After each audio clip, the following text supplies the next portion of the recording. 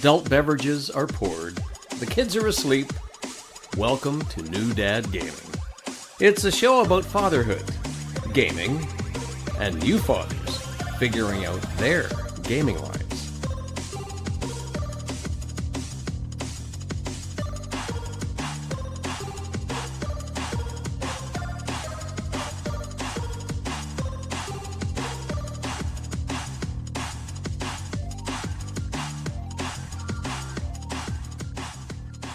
My name is Trevor, and I have a 9-year-old and a 7-year-old. And I'm Jeff. I have a 14-year-old, an 11-year-old, and my 14-year-old is actually gaming in the next room. There we go. Yeah. Well, mine too. I'm taking a bit of a risk here because we are late recording. This week has been terrible. Like we were, between the two of us, we had like a couple busy nights. We had a couple pass outs. Yeah. I'm currently sick as hell. Like I feel awful. And I was up on a ladder hanging lights on the house because this is the only weekend. We're up in Canada.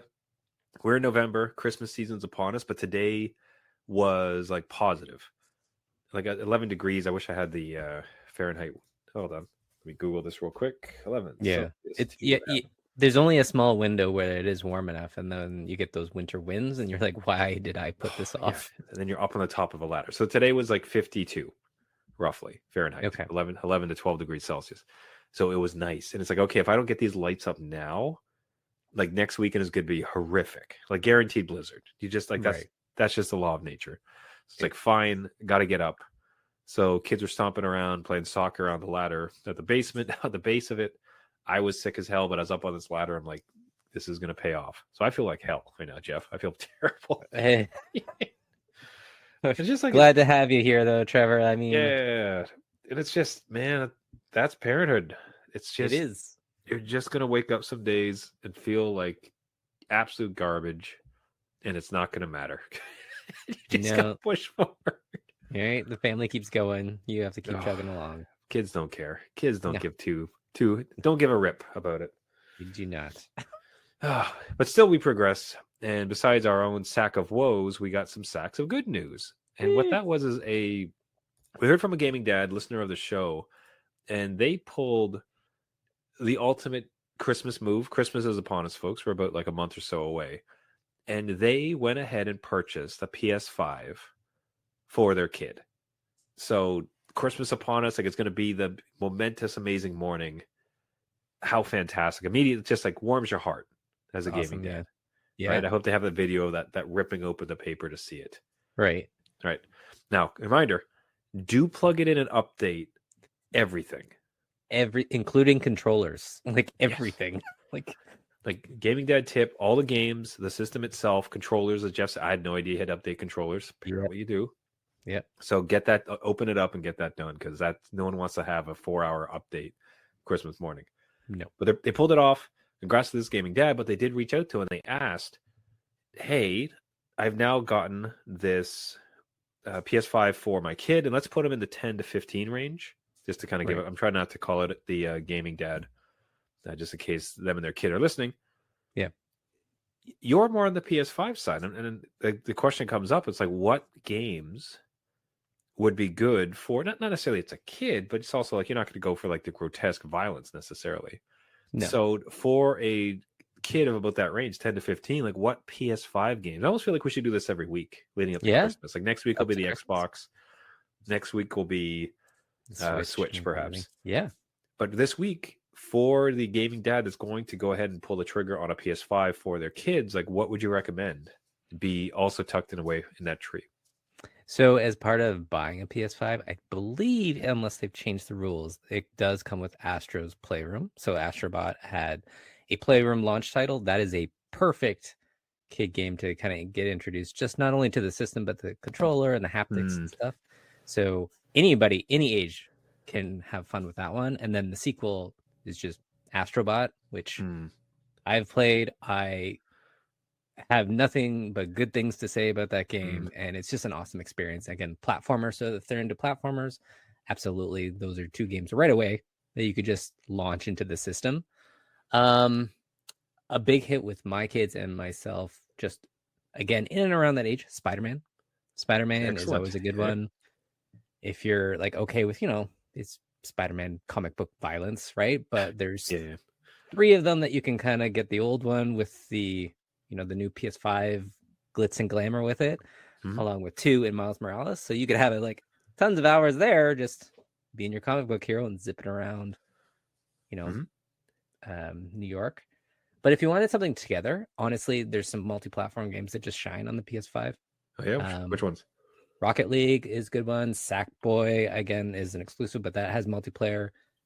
It Takes Two runs phenomenally well on the PS5. PS4, I had issues with it, but Now, did your kids get into that one though?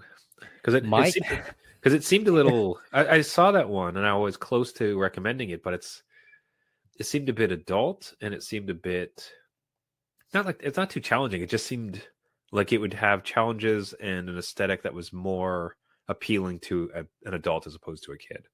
I think so. My then 10-year-old that played it, it is like the skill level of the gamer. So I tried to play it with my wife, did not work, because I love you, honey, but couldn't quite hack it. there's a lot of dexterity things that have to happen in the game, and it can be quite like, again, it's a tag team thing, but there's timing involved in a lot of those puzzles. Yep. So if you don't know where the buttons are, that could be a little bit frustrating. So depending on the skill level of the gamer, that's a good one to pick up. But if they're a little bit lax, then maybe something, again, even like Horizon, but the Lego version that just came out, that could be a cool one to get into. Cool. And then maybe the teen part of that, you could do Horizon Remastered or even Horizon Forbidden West, like the sequel of it. Those are kind of cool ones to really experience, like, again, the beauty of what the PS5 can present to you. Because I think you really kind of want to show off the system and then get into the games that you love, which any of the sports games. So if they're into any of the hockey games, I know you've talked about NHL. If they're into that, by all means, right? Like this Ratchet and Clank is a good one. That's a good one to get into. So there's plenty of choice, and all probably on discounts depending on if they got the disc version. Yeah, so I think what I liked about Ratchet and Clank specifically, so I like all those examples. I think Astrobot's a no-brainer because it was built basically as a tech demo, but it's a fully fleshed out game. Yeah. So it does 2 things in that you get to experience the absolute power of your new system, and the kids are going to love it. Super, and even it's not too.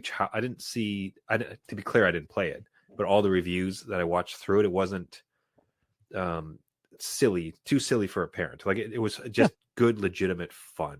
Yeah, but I think that's a great title. Sackboy looks fantastic. Ratchet and Clank. The reason I like that was another. It's a great game, like good depth, like good humor, but like it's another showpiece for the capability of the system. It's one of those very few games that you cannot play on your PS4. You couldn't possibly bring it down. It's like there's no way, not just graphic fidelity, but just the way it traverses levels and such is like the old hardware could not handle this. No, it actually is like super fun and super, like when you flip in and out of worlds and like just realize how quickly things can load. Yeah. You're like, yeah, this is great. Why can't every game do this? So yeah, that's a good one to play. It plays like a cartoon too. So like full movie. Yeah. So excellent suggestions. I think that's going to be fantastic. Man, it's such a cool move. I absolutely love when I'm excited for them. It's great. Yeah. You just want to hear about it. So that's awesome. Sure. Congratulations. Record the video because that video of the kids ripping open this new system on Christmas never gets old. I love it. Hey, gaming dads out there, do you have recommendations for a great kid title, anywhere from call it like 8 to 15 for any of the systems? We're going to be featuring some of the other systems in upcoming games, but we'd love to hear from any of them. Do you yourself have a big console purchase planned for upcoming Christmas? Write in, let us know at New Dad Gaming, newdadgaming.com. And we're actually on Blue Sky now as well. So that's now we're looking at Instagram, Facebook, Blue Sky, X, wherever you can find us. So any of the socials at New Dad Gaming or newdadgaming.com. Now, what I did want to mention, it was a bit of a I was happy to see today that my kid fired up Ghostbusters Spirit Unleashed. Okay. And for the unknown, like what had happened the previous week is that during the Xbox, there's a free gaming weekend. So for the weekend, there was like 6 or 7 titles that you're allowed to just play for free, which is awesome. Like it was really great. And the one that he really resonated with was a title that I had no clue even existed. Like The just best like kind. Yeah. and the deluge of like titles that come through. It was just something that didn't hit my radar, but it totally makes sense because it's a squad-based shooter, except as opposed to killing things, you're trying to capture ghosts. Right. So imagine you and 3 others team up, go into a building, and try to capture a ghost. And you do contracts and all, like there's a story like mode, but the big thing is really to get online with like 3 other people, and play. Now, so he absolutely adored it, and Wow. it was sort of like, again, like anything that's not Roblox at this point, I'm super into for them. It's like this title, this thing that you're talking about, is it Roblox? Because if it's not Roblox, that makes me pretty excited and happy. So I got to the point, he did it all weekend on the free weekend, and they said, "Hey, can we buy this?" Oh, And I wow. pushed back. Okay. Yeah, and I pushed back a little bit because it's like, all right, I don't want to drop cash and then find out just the next week, okay, you're right back into Roblox, and this was all a waste of my time. But nope, like happy to see he came on down and he had fired it back up, and he's been playing it like consistency. Almost to the point basically now where it's like he's kind of got the money's worth and we're at like a decent place. Okay. Right. So, I mean, a couple like threads to pull up on there is like a Ghostbuster game. Like, okay. It's just like gaming dads might want to check it out. It is legitimately pretty cool, pretty like well put together. Yeah. And then B, just trying to pull out anything from gaming dads or pulling your kids, using free weekends to get your kids to try new things and pull them out of existing habits as far as Roblox or Minecraft or what are they currently doing. Have you had anything recently like where you had them try a demo of something and then they were able to, you're able to pull them out of a existing like of your Minecraft or Roblox? No, so the problem is that a lot of the times I will introduce things and it might have a good, let's say, good day in the sun, where they play the game and then they go back to it. They go back to Roblox and they go back to Minecraft, where they find the same kind of experience within that platform, which is like fine, but like you like what you like. I get it.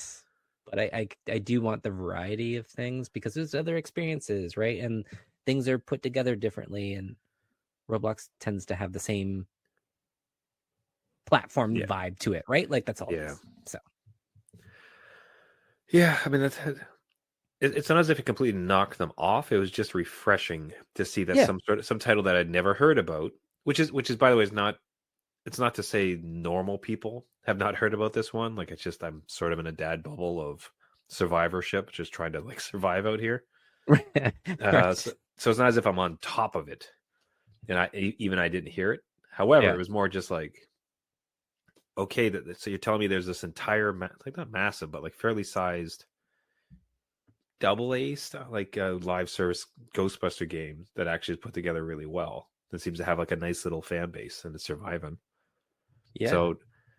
So anyways, like I guess in a small way for PSA for gaming dads, hey, there's a Ghostbusters game.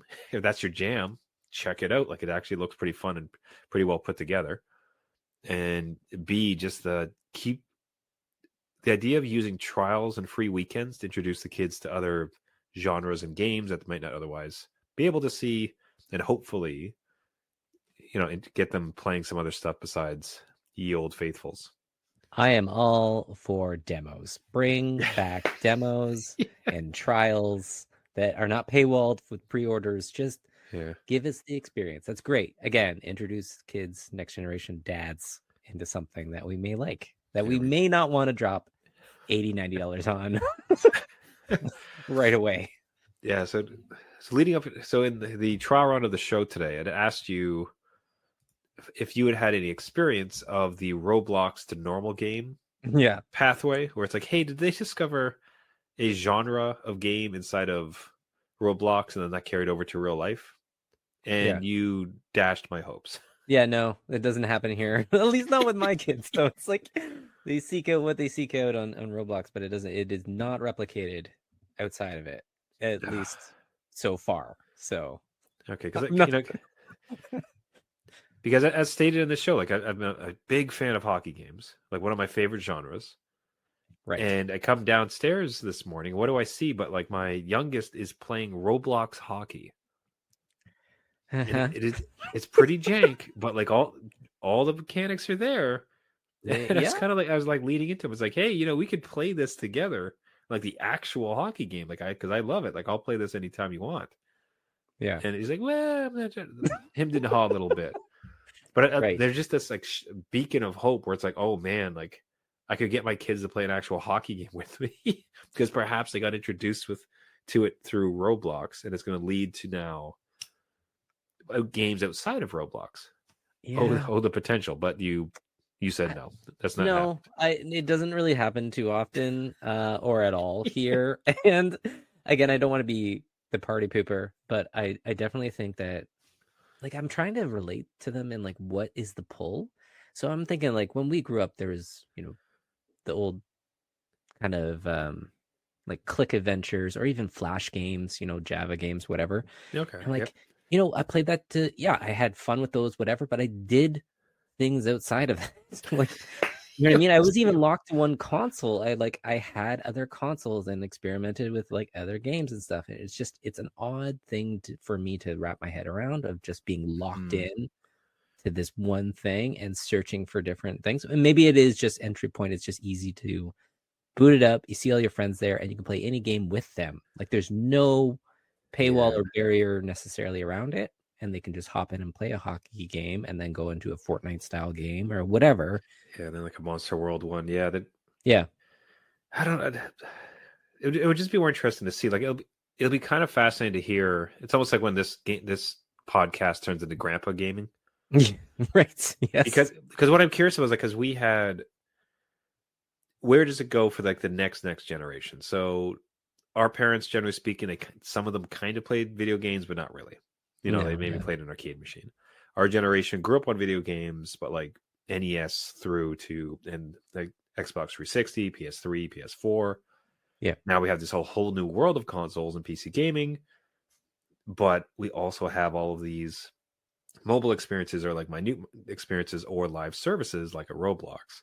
Right. So the next generation, our grandkids, will their parents like lament? It's like, oh well, we used to play Roblox and like a much different way, and it's much more pure because we could just do whatever we want. To basically to see how they, upon reflection, from a mature standpoint, like look upon their time within this like genre inside of these like type of games. Yeah, it'll be interesting to see where it goes. I'm also wondering if VR plays the next part in maybe that catches on at some point, or augmented reality more so, and the kids of the next generation can look back on their parents and be like, you played 2D games? Like on a flat screen like this? Yeah, like this is what you did? I'm playing Roblox in VR. They certainly are like it. Unfortunately for VR, like now that I'm getting back into it, one of the biggest complaints you hear ultimately about some of the best titles, like Gorilla Tag, for instance. If you're familiar with the Quest 3 or any of those VR sets, the first thing you eventually hear about Gorilla Tag, which is one of the biggest titles that exist, free to play. Yep. And looks terrible. like it's really janky looking. And I bring it up for it's also those like watching motion live. sickness inducing. Like I was looking at videos of it and I'm like, how do you operate this in VR? Let's see, Gorilla Tag falling over. No, yeah, that is all the rage. That is everybody talking about that game at recess. So yeah, but that's the thing though. At recess, because the thing is, like the vast majority of players of this are kids. Yeah. Right, and for some of the most popular titles, so Horizon Worlds, which is just this like open world kind of tiny little experiences, you can go into worlds. Gorilla Tag, Population 1, is this other? It's escaping me, but it's another kind of get everybody else to build their little worlds. It's very Roblox blocks. It's basically Rec Room. Oh, It's basically the Roblox of VR, right? Right. But generally speaking, very much kids. Like the only people who are on it are kids. Where you see these adults go onto forums online. It's like, I absolutely hate this. Like, it's nothing but squealing like 10-year-olds. Like, is there any game I can play where it's just fellow adults? So fine, okay, complaint taken. The grander point being is that there seems to be, as far as the base of VR gamers, it actually seems to be more kids than it does seem to be adult. Which is interesting again, if that generation or wherever those kids kind of are, bring that forward, and they're actually, the pioneers of VR gaming as the norm, as the base, Hmm. because it's very much a niche still, right? Like it's a nice to have. I don't think they can properly sell VR. Just you need to try it to understand Yeah. it, and then figure out the multiplayer around it. I think a lot of the games just do a little 2-hour experience, but they don't really crack open what it could do. But Hmm. yeah, it would be fun if they bring that forward. And then, on New Grandpa Gaming, we have VR headsets, and we're doing this with our kids and grandkids in VR. But it might be too late for some, because the one challenge with you mentioned at the top of the show that your wife wasn't able to really grok it with the It Takes Two, Yeah. like wasn't able to. That's a almost like a skill gap. Like you're going to have a ceiling how good you can get, but you can be competent at games eventually, right? Yeah. With VR, especially with adults, like there is a very significant number of people who get terrible motion sickness. Yeah, And, that's and true. I'd have to think it's more prevalent in adults than it is for kids. So as Yeah. far as a genre that's going to take off, like it's almost like you need this next wave of kids to train themselves Yeah. to become adept at VR and get their VR legs before before anything could really transpire. Because right now there's like some half that just will never be able to do it. Yeah. Again, maybe I'm just even thinking about going on like roller coasters again, where you're like, I used to be able to do this, and now my stomach can't take that. So swinging around in a tree in VR might be a bit of the same experience. The bird's too far. Yep. Now, one last thing where it seems like you decided to kind of dip into young man gaming, which is to say, Yeah. going Yeah. into a game that has way too much content for any sort of dad to possibly conquer. You find yourself dipping back into Baldur's Gate 3 Yeah. this week. I don't know what I'm doing, Trevor. I just Who are you trying to kid? I mean, What is this nonsense? right? And I think we've talked about it on the show on how, there's main quests and side quests, and it gets overwhelming, and there's lore, and you have to Yeah, follow everything, and there's decision tree, rules. yeah, why not? So why not just encapsulate, like compress that, roll it into a ball, and then call it Baldur's Gate 3. And you're like, Jeff, what are you doing? And I'm like, I have no idea. Again, I bought this game probably months and months ago on sale, and I cracked it open like immediately just to try it out, and then haven't played it since. It's just like, again, gaming dad time. Yeah. Where does time go? And got back into it recently, and I will say it is overwhelming. I'm not going to sugarcoat that. There's lots going on, lots of rules to learn, but I will say the experience is amazing. It's Mm, if you want to ever create a custom character with a backstory and plot levels and like really in depth, but also can be as shallow as you want it to be, hmm. this is that game. That's so And cool. you can pause it at any time, you can drop it at any time. Like it is good that way. Everything is, turn based and stuff. So you don't have to worry about leaving it on or being in the middle of a battle and the kids are calling or you have to run to the grocery store or whatever. Totally pausable, totally doable. I can even play it on my Steam Deck, right? Like I love streaming to it. Oh, cool. It just is a lot. Yeah.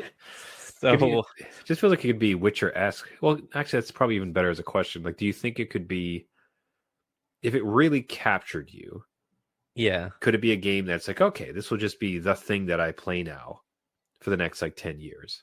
it very well could be, right? Like it's just like one of those things like, yeah, I'll just chip away at it and eventually I'll come to the end game at some point. But it might Theoretically. take me a long time. Oh, that's so good. Yeah. I look at this, but for me, it just again feels like a retirement game. Because It I'd very like well to do could this. be me in retirement finishing this game. Finally getting around to it. Yeah. But when you have those moments where it's like, okay, the kids are a bit older and they're like moved on, you're not working, so you just have these like 8-hour stints that you can really sink yourself into. Like you can have a weekend where you just really get your player going and like immerse yourself in this lore Yeah. and enjoy the game as the way it's supposed to be. But it's just right now, I don't know. It just I'm gonna be like, if you can keep up with the journey, I don't. Are you gonna keep? I'm curious to see if you're gonna keep with it. If you're actually gonna beat it. Like where exactly this journey is going to take you now that you've re-engaged. I will definitely keep you updated because, yeah, I just did a one battle last night, took 35 minutes where I died at the end of it. So, again, one character of 4 died, and I'm wondering. 35. It's like, Daryl, come to bed. No, the realm needs saving, damn it. And really, it's funny because like I take full responsibility for that fight because again, it was a decision tree. I chose the wrong decisions. I failed the dice roll check. Yeah. And I just took it in stride and said, all right, like this is the story I'm going to make. And then 35 minutes later, I'm like, oh, my character died. So how do I resurrect them? Can you resurrect them? I don't know. Is my game just over now? Like, is that my experience? And I beat it, like quotation marks. I'm not sure. So I did it. I won. Kind of. Oh man. Yeah. So it's awesome. a lot. Yeah. The child, like this title, and every year until we retire, which is anywhere from, like call it like 20 years, 10 to 20 years, is like the number of games that will fill up that time. Yeah. And we're just gonna have this like we're not gonna have retirement savings. We're gonna just have retirement games, like a whole bank of things that we'll finally get to. It'll be like the whole thing will be switched up where we're like, oh, you're playing Roblox against kids, but our kids will be like, oh, you're playing Baldur's Gate still. Like, what are you doing, Dad? I beat that in a week. What's your problem? Shut up, kid. You and your lack of responsibilities. Exactly. Hey, keep us posted. That seems absolutely fantastic. I will. All right, everybody. That'll do it there for this week. Going to be a little shorter given how lousy I'm feeling. Jeff's feeling bars depleting as we go on. Yeah. So I'm going to start really failing my health checks very shortly. That's right. My dice rolls get worse and worse as we proceed. So we're going to take a merciful short episode. But hey, everybody, thank you so much for listening. From the top of the show, again, like one of the greatest parts about this podcast is interacting with the gaming dads. Like, thanks so much this week for the story from the gaming dad who told us they got their kid a PS5 for Christmas. Absolutely love to hear this stuff. So do reach out. Like, reach out to us. We'd love to hear from you. So you can find us at New Dad Gaming, and that's on Instagram, Twitter, X, Blue Sky, anywhere where Facebook, anywhere you can find us. Go ahead and like follow us, give us a message. Love to hear from you, or write into us from our website, newdadgaming.com. If you did like the show, you can find us on all the major podcasting networks. So Caster, Spotify, iTunes, Google Play, anywhere where you get your podcasts, just look for New Dad Gaming. 2 things you can do that really helps out the show is if you like and subscribe on those platforms, and especially if you leave a comment and a rating, helps boost the signal, gets us out to as many gaming dads as possible. Everyone, thank you so much for listening. Until next week, my name's Trevor, and I have a 9-year-old and a 7-year-old. And I'm Jeff. I have a 14-year-old and 11-year-old, and I rolled a 5, so that means the check has failed. Trevor is going to bed. Yeah, it's like Trevor's in death savings throws at this point. He's got to be revived tomorrow. Yeah. All right, man. Thanks so much for the show. Let's talk to you next week. See you later.